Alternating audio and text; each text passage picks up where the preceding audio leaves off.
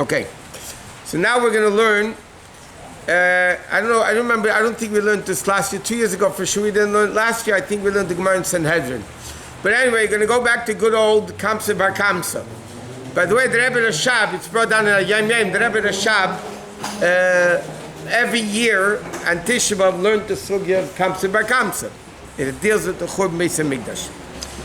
So the Gemara says like this. Amir Rabbi Yochanan says, "My dechsiv, what is this that it says in the pasuk? Ashri Adam Mefachi Tamid. Fortunate is a man that is always fears. Makshalibe, and who has a hardness, who hardens his heart. Yipo Bara will come to harm." What does this mean? So the Gemara says like this: Akamsa bar Kamsa Chorv Yerushalayim. Because of the story of Kamsa bar Kamsa, we'll discuss who they were. Yerushalayim was destroyed. Because of the story with a rooster and a chicken, male and female chicken, Chariv Tur Malka. The big area in Yerushalayim called Tur Malka was destroyed. Asaka Derizbek, because of a axe of a carriage, Beta was destroyed. Okay, there's three stories that happened. One destroyed Yerushalayim, one destroyed Tur Malka, one destroyed Beta. What was the story? Sigmar says like this. There was a guy, the Rachme Kamsa, he had a friend Kamsa, Ubal Devave Bar Kamsa. And he had a guy who he hated was Bar Kamsa. He had a friend Kamsa and an enemy Bar Kamsa. Ovid Sudasi went to make a banquet. Amalei L'Shames, he said to his attendant, Zil Aisali Kamsa, go bring my friend Kamsa to the party. Invite my friend to the party. What happened? Ozil Aisale Bar Kamsa. Instead, he brought Bar Kamsa. Some opinions say he did it willingly to make action. Some people push he made a mistake. So what happened? The enemy was invited to the party. So the host came and he saw that Bar Kamsa's enemy was sitting at the meal, at the party. So he said, he spoke in third person. Michti said, let me see. This guy is the enemy of this guy, meaning himself. My boy is what are you doing here? Who invited you to my party? I hate you. I don't want you at my party. Who invited you to the party? So he said to him, Bar Kamsa said to him, listen, I was invited, I'm here already. Shafkan, let me stay. Don't embarrass me. I'll pay you for what I eat. Don't embarrass. I'll pay you my portion. I'll pay you. He said no. Said Bar Kamsa said to him, I will pay half the banquet. Half the banquet I'll pay. Just don't throw me out. No. He said to him, find it, the last chance. I will pay for the entire banquet. Just don't throw me out. Don't embarrass me publicly. He said, no, not only that, the host took Bar Kamsa, picked him up, and threw him out of the party. So you see how deep the hatred was. The guy even offered to pay for the whole party. He said no. Bar Kamsa said like this. He said, at this party, it seems that these people were very prominent people. At the party were sitting, a lot of the sages were sitting there. They didn't rebuke him for the way he treated me. So you see, obviously Bar Kamsa said, if the rabbis didn't protest this despicable act that the guy did, that means the rabbis are happy with what he did. 1 second. So he said, you know what? I'm going to make problems by the Roman emperor. What? It says that because of the Kamsa and Bar Kamsa, what did Kamsa do wrong? It means the story of Kamsa bar Kamsa. So the Welt asks a question, how did Kamsa get here? So the answer is, this is what the Welt says, it's like not a joke, but they say like this. If Kamsa was a good friend, he didn't need an invitation. He should have come on his own, not being invited. The fact that he was expecting invitation shows he wasn't a good friend, so the whole story is his fault also. Because a good friend doesn't need to be invited. That's what it is. So, anyways, he said, I'm going to make a problem to the Roman emperor. But you see from this, Rebbe used to quote this Gemara very often. When students of teachers or Rabbis or Rosh Yeshivas do things that are against Torah, and their Rebbes or their Rosh Yeshivas don't protest it, it's so terrible. This is what caused the destruction of the Beis HaMikdash. Because the Chachamim just sat there while the guy was being embarrassed publicly, and they didn't do anything about it. So what did he do? He went and told the Caesar, the Jews rebelled against you. Obviously, he was a very influential person, this Bar Kamsa. That's why he was upset when he wasn't invited to the meal with all the prominent people there. So he said, the Jews are rebelling against you. He said, Caesar said to him, how do you know? How do you know they're rebelling against me? Bar Kamsa said to Caesar, Shadele Korbina, send them a sacrifice for the Beis HaMikdash. And Chazis imekadvenle, you'll see if they'll bring it or not. Now, normally the din is when a guy sends a carbon to the Beis HaMikdash, you bring it. A guy is allowed to bring sacrifices to the Beis HaMikdash. So what happened? Azil sharda biyaga edla tilsa. So the Caesar sent in the hands of Bar Kamsa a juicy calf. Edla tilsa, some of Farshim learn that it's a third-born calf, which was the juiciest of all the calves. There's different opinions, Rashi and Taisus here. Okay. Bahadi Ka'aseh, listen what this Bar Kamsa did. When they were on the way to Yerushalayim with the animal, Shada Baimuma Benifs Vasayim. He made a cut, a blemish in the korban, in the lip. Or Bedukin Shiba'ayin, in the cataract of the eye. So Bar Kamsa, and the Gemara says, what does it mean? Duchte, he made a blemish in such a place, the Ledidan Havamuma, in Jewish law it's considered a blemish, or Ledidu, but in Goyish law it's not considered a blemish. So the guy was so smart, he made a blemish in the animal that the Caesar would not consider a blemish, but the Jews would. Now, they bring the carbon to the Beis HaMikdash. Chachamim look at the carbon, there's a blemish, either in the lip or in the eye, but they can't bring the carbon. So now there's a whole debate amongst the Chachamim of the Beis HaMikdash what to do. Saver Rabban Lekruvei, the Chachamim said, we should bring the carbon. Why? Mishleima Malchus, because peaceful relations with the Romans. Things were already shaky with the Romans. They said, it's mamish pikuach nefesh, we should bring the carbon anyway. So Rav Chaim ben Avkilus was the elder of the rabbis. He said, you can't bring it. Why can't you bring it? People are going to say, you could bring blemished animals to the Beis HaMikdash. If you're bringing this one, people are going to say, blemished animal could be brought.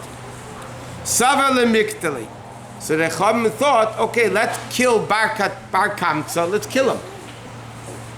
The why? The leleizo v'leimet, that he shouldn't snitch. In other words, everybody realized the situation over here. The Chachamim realized if they don't bring the carbon, Bar Kamsa is going to snitch to the emperor and they're going to have trouble. And Alpidin, you're allowed to kill a snitcher.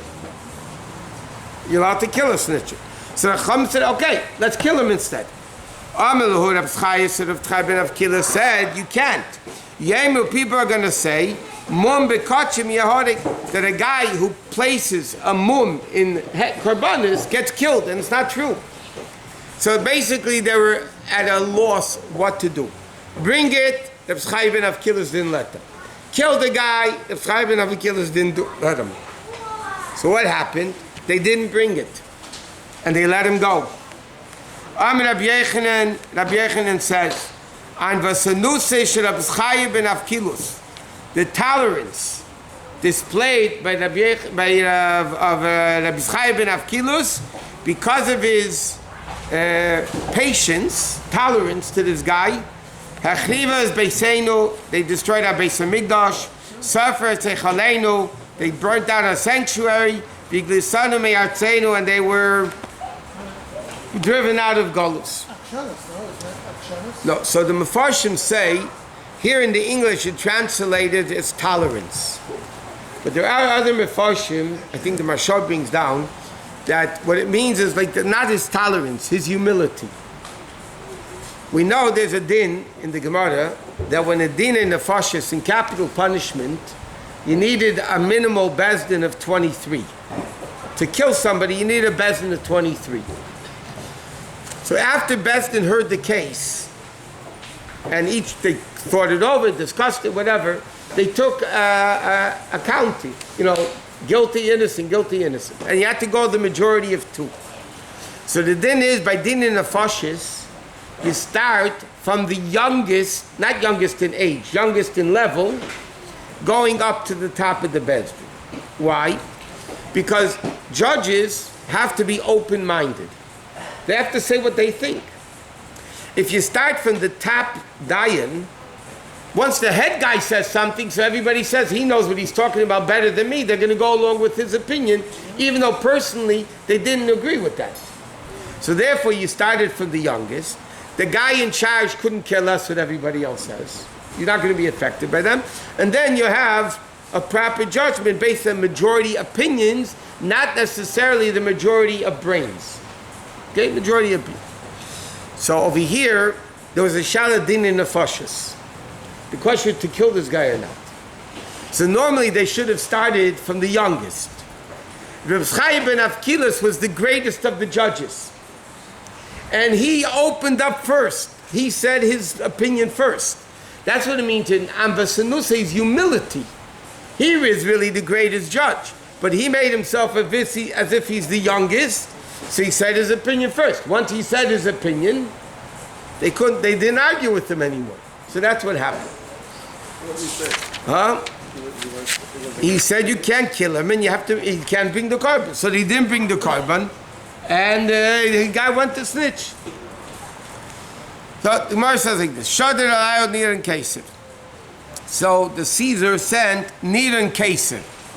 Okay, he went out. Nir and keser was sent by the Caesar to destroy Yerushalayim, destroy the Jews. Because now these guys were very, very superstitious. These goyim, like common, they ask the kids, "What did you learn in Cheder?" These guys were very, very superstitious. What did he do? Shada Gira leMizrach. He wanted to know if he should really go destroy Yerushalayim. He shot an arrow to the east. It fell to Yerushalayim. LeMaitiv. He shot an arrow to the west. It went to Yerushalayim. LaAberuches Hashemayim also nafal b'Yerushalayim. Wherever he shot an arrow, the arrow went to Yerushalayim as if to show that's where you have to go fight. So he met the Jewish kid in the street. He said, Psukech, tell me, what did you learn in school today? Amalei, so the kid said, we learned the pasuk like this. The pasuk says, "V'nasatis nikvasi be'edem biyad ami Yisrael." Hashem says, I'm going to take revenge against Edom for them destroying my nation. So the kid basically told Nir and Keser that God's going to take revenge from you. He didn't know. The kid just told him what he learned. Amalei. So Nir and Keser said, look at this God. God wants to destroy his nation. And he wants to clean his hands with me. And that's if I should do God's dirty work. Destroy his Beis Hamikdash, and then he's going to punish me. I'm not interested. Caesar says that? No, Nir and Keser. So what happened? Arik, he ran away. His guy, he became a Yid. V'nafal mimeno Rab Meir. And Rab Meir came out from him. Rab Meir, we know, came from converts. Which convert did Rab Meir come out of? The Nir and Keser, who was a Jew hater that wanted to destroy the Beis Hamikdash, but he said, I'm not going to do God's dirty work and then get punished. So in that schus, by the way, he merited to have a mayor come from him. Okay, so now he needs a new general. Shadra Alayel Aspasinus Kaiser. He sent Aspasinus Kaiser, another general. Also Tsar Allah Tlashini. He made a siege around Yerushalayim for 3 years. So, and basically he made a siege around the city so they couldn't, like now, you know, America boycotts places. You can't bring things in, you can't get things out. So the Gemara says like this. There were 3 rich people in Yerushalayim at the time. Nagdim and Ben Gurion, Ben Kalba Savua, Ben Sitzis Haksas. That was their pen names, nicknames. Why was he called Nagdim and Ben Gurion? Gemara goes off now. Shenakat Leichama Bavuri. The sun miraculously came out through the clouds. What was the story? The Gemara doesn't say the story here, but it's a famous story in the Gemara Tainus. There was a famous Jew that supported water for all the Jews that went up to the Beis Hamikdash. And one year there was a big drought. There was no water. So what this guy did, one second. Okay, sorry, they don't even bring it down. Anyway, the Gemara tells the story in Tainus as follows.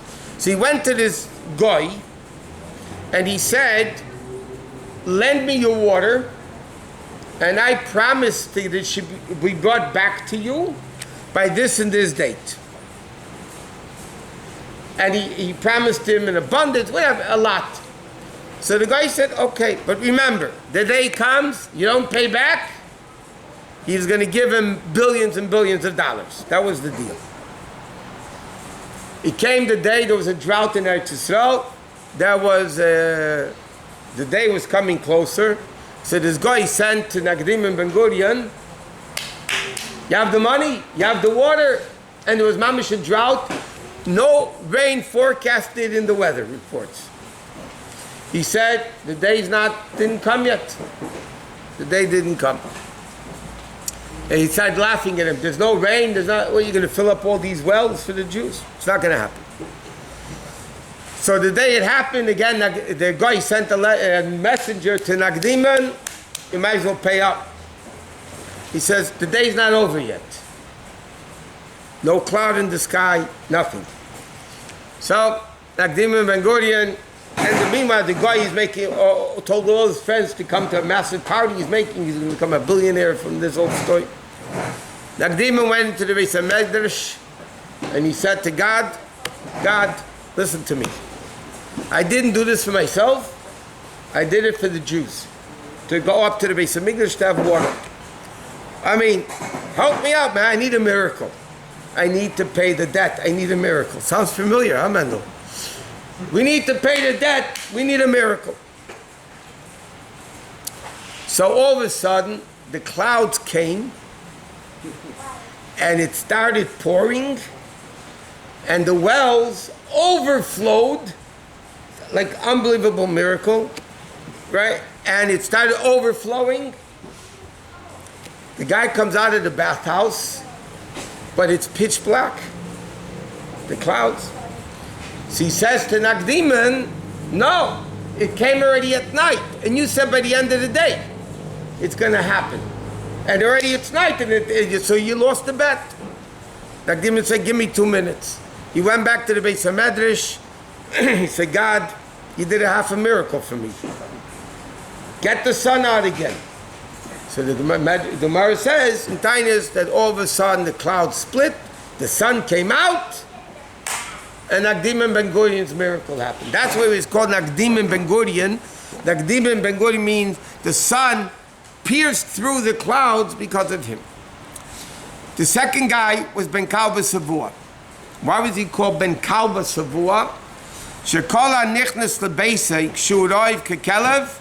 Whoever entered Ben Kalba Savua's house hungry like a dog, Yaitzik Shusava, he went out when he was full.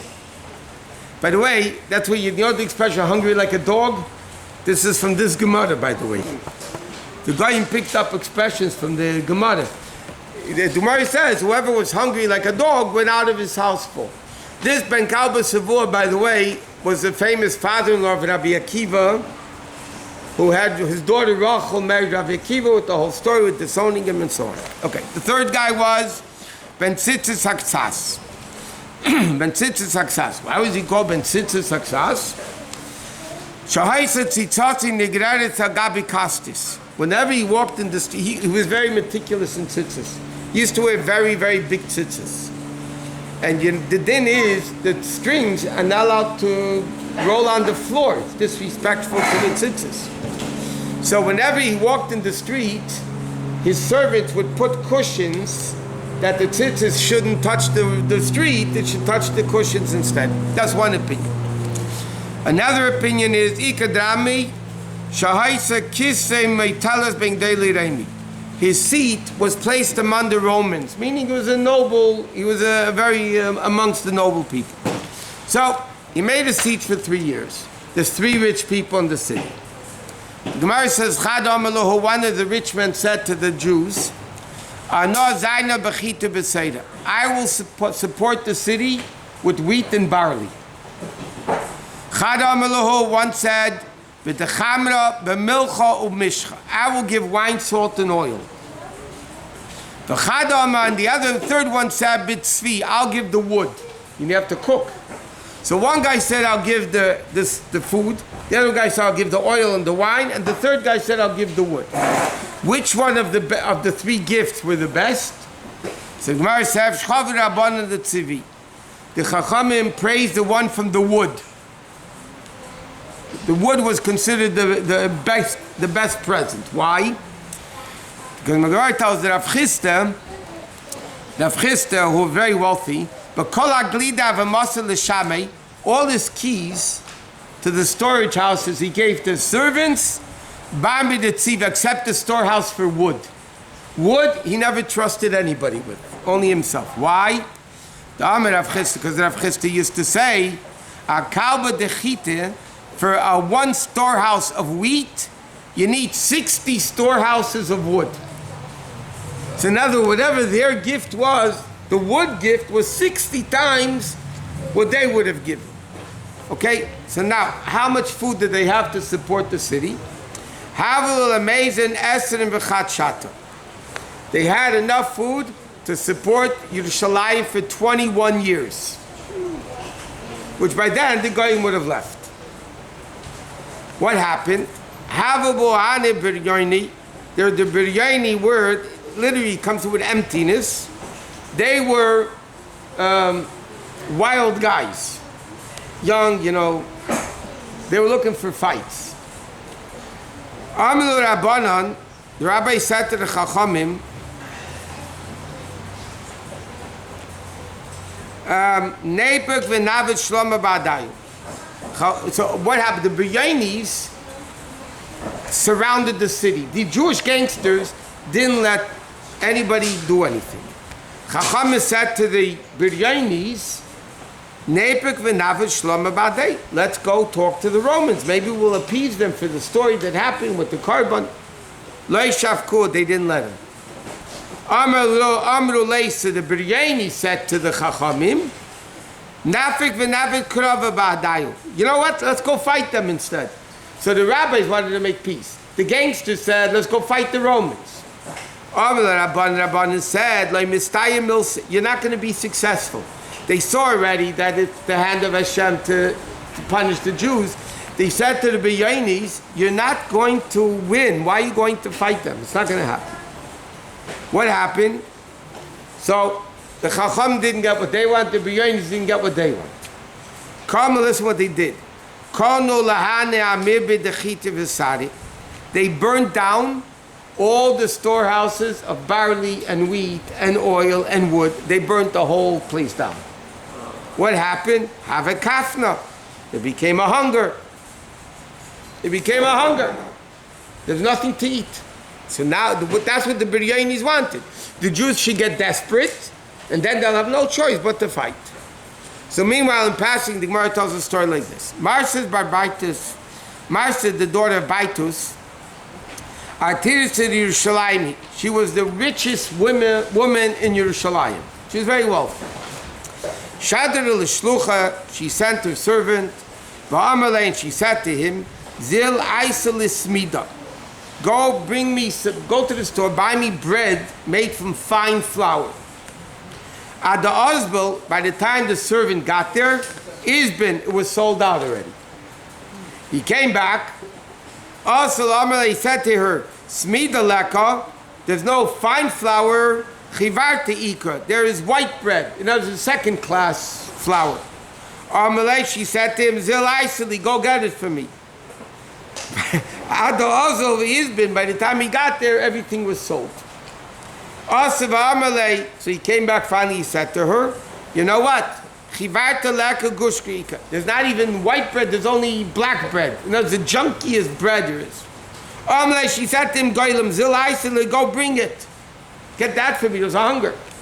By the time he came back, it was already sold.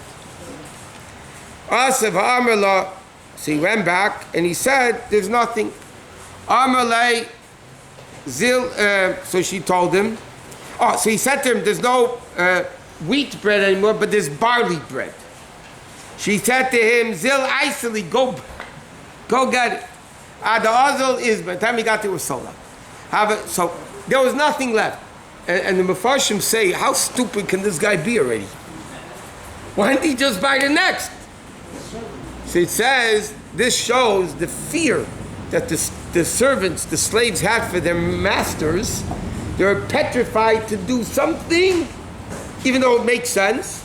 They were mamish petrified to do it. The girl, she had no food to eat. Have a shlifa misana, although she was not wearing a shoe, she was home, she wasn't wearing a shoe. And she said, I will go out and see. Maybe I'll find myself something to eat. But she went barefoot. I said, and you see what type of people these were. Some animal dung, you know what that is, stuck to her foot, and she became nauseated, and she died. She wasn't wearing shoes. She went barefooted. Some animal dung stuck to her foot. She got so nauseous, she died. Karala, Rabbi Yechim Zakis said about this woman, what the pasuk says, the delicate amongst you, and the pampered women, that cannot set the sole of the feet on the ground. It's a pasuk in the Keteichach. So that's one opinion why she died. Ika the Amri, some people say no, she died for a different reason. She ate the fig that Rabbi Tzaddik ate, and the Gemara is going to tell the story in a second, and she died. What's the story with a fig? The Rabbi Tzaddik, the Gemara tells the story like this. Rabbi Tzaddik, Yosef Arboin Shnim B'Tainisot Lo'ilachid Yerushalayim. 40 years, the Gemara says in different places, 40 years before Yerushalayim was destroyed, the Chachamim knew it was going to be destroyed. Rabbi Tzaddik fasted 40 years that Yerushalayim shouldn't get destroyed. It got to a point, obviously he didn't fast 40 years straight. He ate at night, but he fasted 40 years. Whenever he ate something, you could look at it, he got so meatless that whatever he ate, you saw it going down his throat. That's how skinny he was. The Chiyava body, when he was starting to get healthier, how did he eat? So all the doctors will tell you. They brought him some dried figs. He sucked out a little bit of moisture because he couldn't eat food. And then he threw it away. And she ate one of the figs that Reb Tzaddik sucked a little bit of liquid from.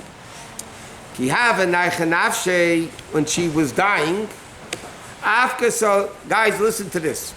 When she was dying, she threw out all her gold and silver into the street.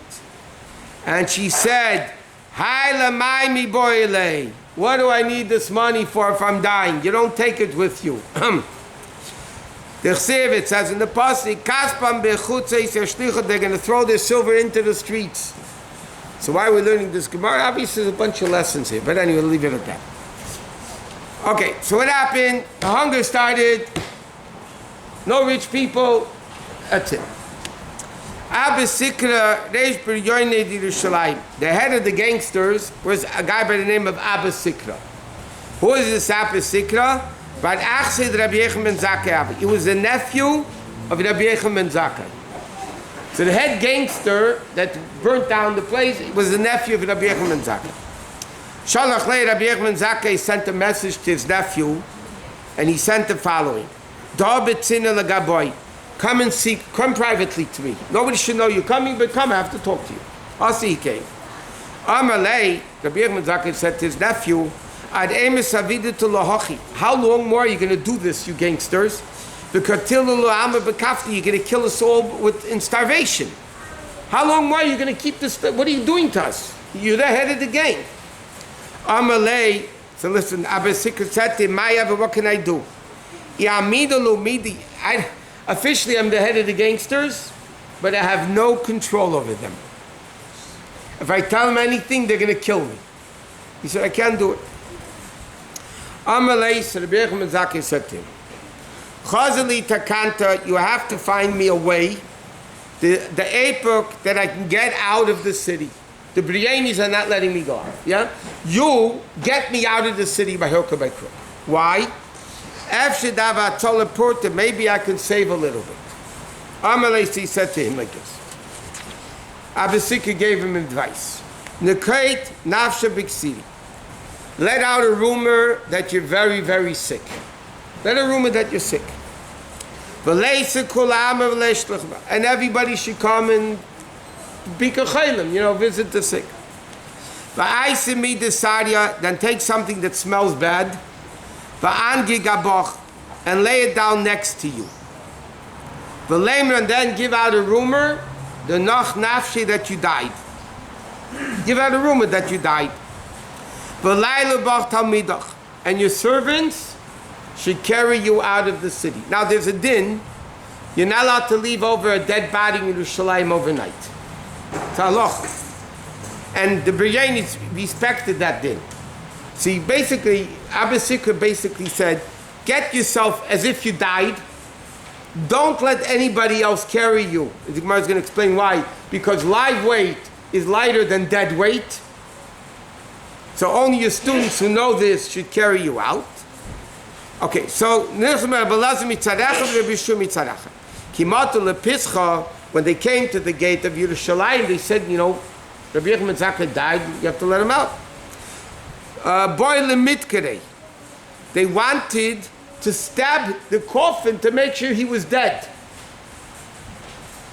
So Abba Sikra then already mixed in. He said,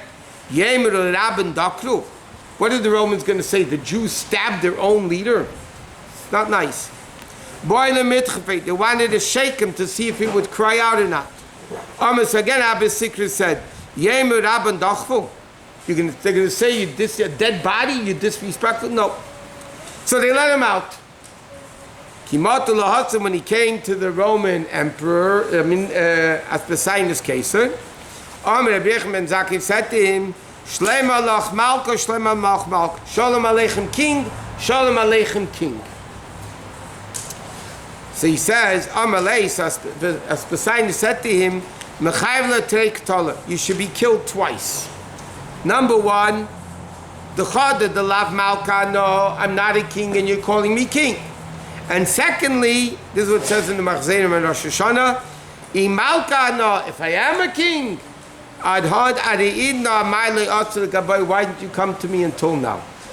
So number one, I'm not a king. So you're rebelling against the king, you should die. Secondly, if I am a king, where were you until now?